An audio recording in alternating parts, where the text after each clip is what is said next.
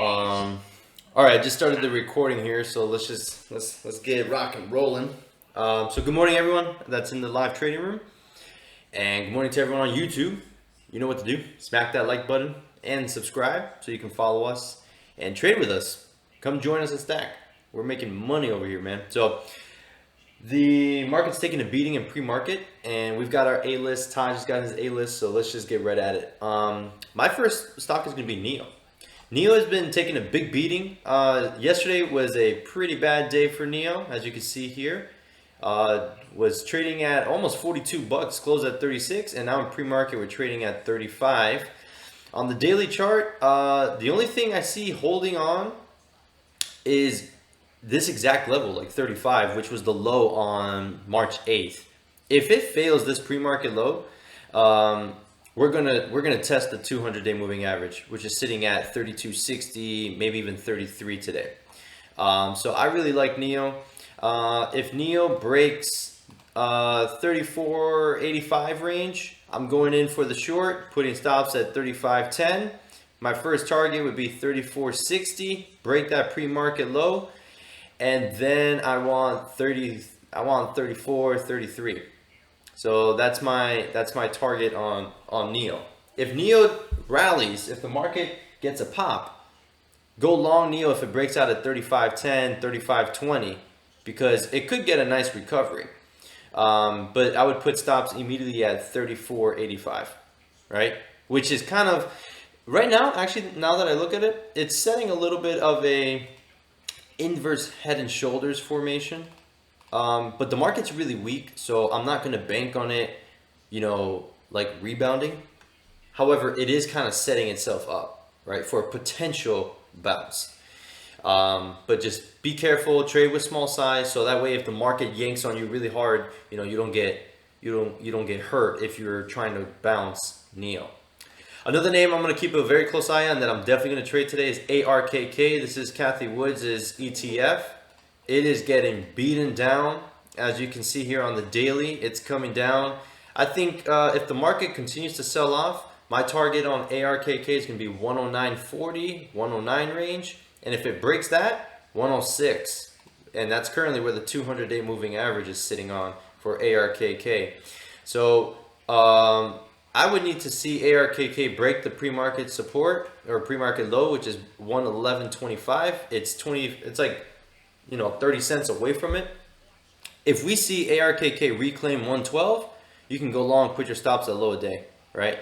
If you short ARKK, put your stops at 112. So you're risking 75 cents for potential gain of maybe $2-3, right? ARKK, you've got to keep an eye on Tesla, Virgin Galactic, and all those names that are in this ETF, Roku, Spotify, because if they all are selling off, then ARKK is going to get really, really hurt.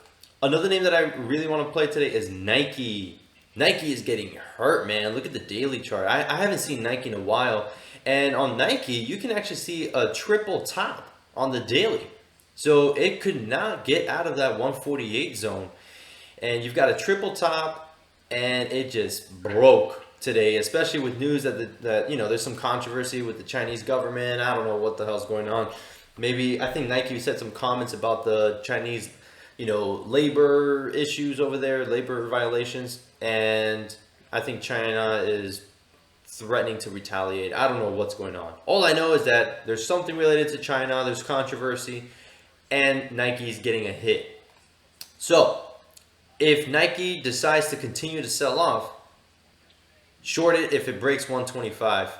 But if we see Nike kind of bouncing and reclaiming 126.20, 126.50, you can go long, put your stops at about 125.50. All right, so it's about a dollar risk on both sides.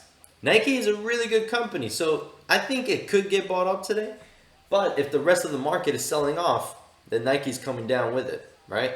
Nike is a Dow component, so keep an eye on the Dow Jones. If the Dow Jones is selling off really hard, then Nike is definitely going to come down with it. Another name I'm going to keep a close eye on is Royal Caribbean. I made bank on Royal Caribbean yesterday when I gave the alert that the cruise lines were just selling off. And we later learned that the CDC said that the cruise lines they're gonna maintain the restrictions on the cruise lines until November 1st. This is really bad for the cruise lines.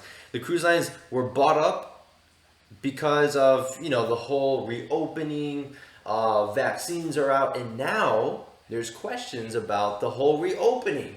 You know, maybe, you know, I think Europe is extending lockdowns, or like there's talks of it. I don't know the exact details, but there's a lot of fear going on right now with the same crap we've been dealing with for the past year. So the cruise lines are going to get hurt. If Royal Caribbean's too expensive, look at Carnival Cruise Line. Look at that.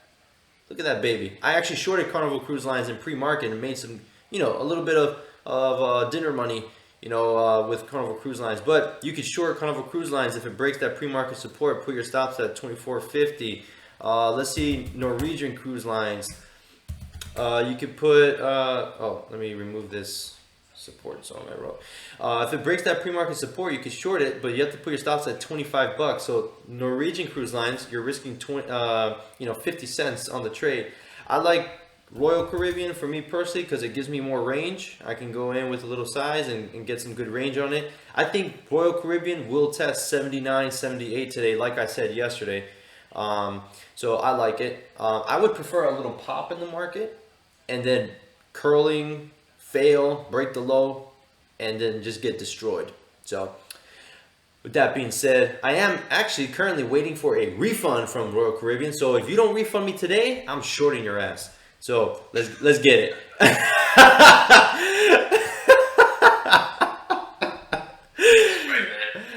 That's right. Spread rumors in the market, tweet it out and everything. Yeah, man. I'm gonna get that refund, man. They owe me like $350, so I want that money back. Another name that's really expensive that I want to keep an eye on is RH.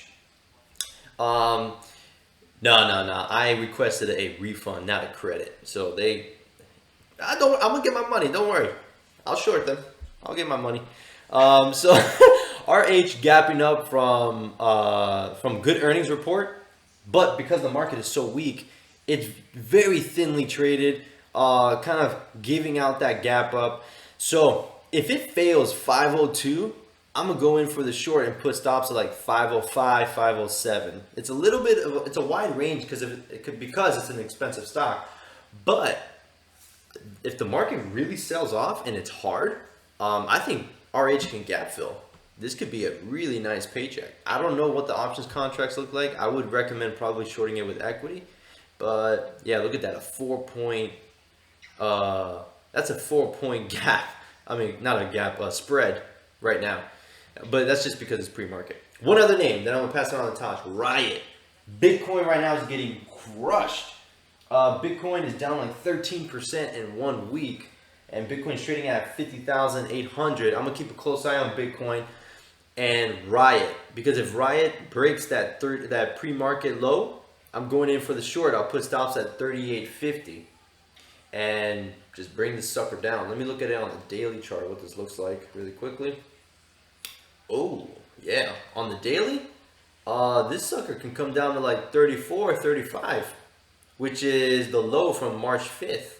And if that fails, I don't see anything until like, 26, 29 range. So it's a little bit of a range that it's got here on the daily. But if Bitcoin keeps getting hurt, Riot is definitely going to be a victim. You can look at Mara, you can look at SOS, you can look at CAN. There's a bunch of stocks that you can trade as a proxy to Bitcoin. So, but if Bitcoin does rally and Riot does rally, look for that breakout of like 39.15. Put your stops at 38.50, so you're risking 65 cents on the trade, and maybe it'll recover a little bit. So, with that being said, Taj, on to you, bro. Yeah, so I'm going to kick things off with a couple of small cap stocks that have just popped up on my radar. One of which is actually going to be APOP, A-P-O-P. Let me type it up in here. This stock is a former runner, and it's had a nice volume pop today. It only has about a little less than 4 million in the float, and I believe the volume already with pre-market now is around 8 million. So key keep an eye on this because this stock earlier today went up to $8.80, pulled back to the 5-minute 200, and look at this volume coming in now. This is the most volume on the day. We just did 500,000 Yeah. on this candlestick, and now on this very next one, we're doing another 500,000. So for APOP, I mean, the entry would have been honestly here around $5. Now it's nearly up to $6. So we're gonna have to wait for a better entry. But keep an eye on this. This is one of the small cap turds that I think could really reward you if we catch a nice pop on it. And with the heavy volume coming in, a low float, this has the ingredients to be a big runner, right? If a lot of people start catching on to it. So keep an eye on it. Yeah, look at that. Volume's even higher now on this candlestick. Nice. Yeah. So that's going to be one. Another one is going to be CYTH. This is a bio company, if I'm not mistaken. They announced the phase 1-2 trial of something, rare disease, blah, blah, blah, all that good stuff, right? Nonetheless, anytime you start making progress in these trials, you're going to see these biotech stocks shoot up, and there's really no telling where they could go. So CYTH, it's a stock that normally trades with very low volume, but as you can see, we're getting nice volume come in, above 200,000 shares on these past two candlesticks. So the pre-market high is around $14. We're currently trading around $13.50. So I would like to see a breakout of that pre-market high. We could throw our stops around $13, and let's see where this can go. On the daily, there's a little bit of resistance here at 1488, so we will have to watch that level. But if we're able to clear 1488, we could definitely see $18 on this. That's the next area of resistance I see on the daily chart. So again, this is a stock that could run if we could break out of that pre-market high. So that's another one for the small caps. Another one I'll be keeping an eye on, AMC. AMC is a stock that we traded yesterday. It was actually my biggest winner. Went on a really nice run to the downside.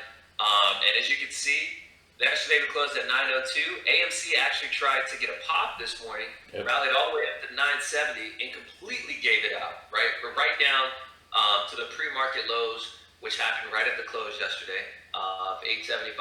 And now we're getting bear flags form right here. So if AMC breaks that pre-market low around 875, we can definitely look for a short, throw our stops around $9.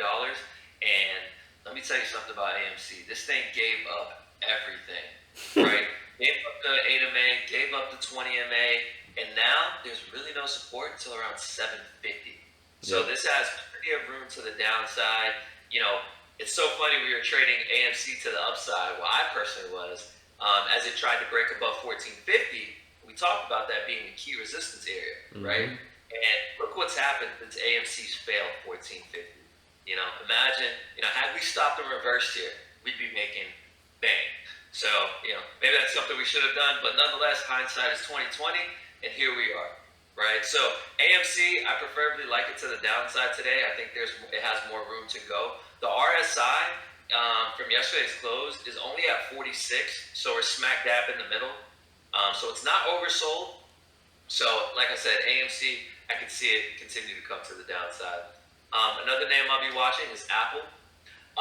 Apple is another name that's been beaten up along with the rest of the stocks out there, specifically tech names. And Apple is once again getting rejected off of that 20-period moving average. This is something that we've been looking at constantly over the past 2 weeks, is can the tech stocks reclaim the 20-period moving average on the daily? That is yet to happen, right? We're getting rejected off of the 20-period moving average and the 8-period moving average yet again. So Apple, we're getting a gap down a little over $1, around $1.40. And we're actually getting a bear flag starting to form here. There was a bear flag here around 119. It broke that, traded down to 118.50. And we're getting another bear flag start to form here. My only concern is that we're already gapping down a little, pretty significant gap down. So as we know, we're reading, looking into recent history, stocks tend to bounce as of late once they have these, these gap downs, these significant gap downs. So although it does look like a bear flag, I'm going to be very patient on taking these plays because I've noticed when I take these initial plays, I've actually been incurring losses on a lot of these quick trades. So although it is a bear flag, I would say, maybe be a little patient, just in case we get a bounce. Now, if we get a bounce and then a toppy tail bar starts to form, that would be the perfect entry, in my opinion. If we could get something like that, I think that would give us the momentum to the downside, experiencing the pop, and then get right back in it as it starts to sell off. Right. So that's my deal with Apple. If you do want to take the more aggressive short, you can short it at the pre-market low at 118.59. The third stops around 119. So speaking of tech, triple Qs, right? The Nasdaq. Keeping an eye on that. That's definitely going to be on my watch list. On the daily, this thing very similar to Apple. Looks like it has plenty of room to the downside if it can break 309.60.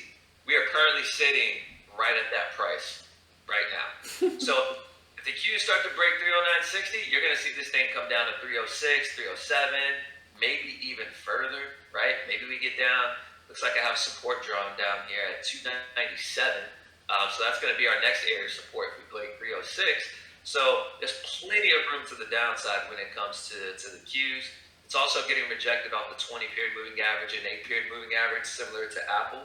So if you see the Q start to break down below this pre-market low here, 309.40, you can look for a short.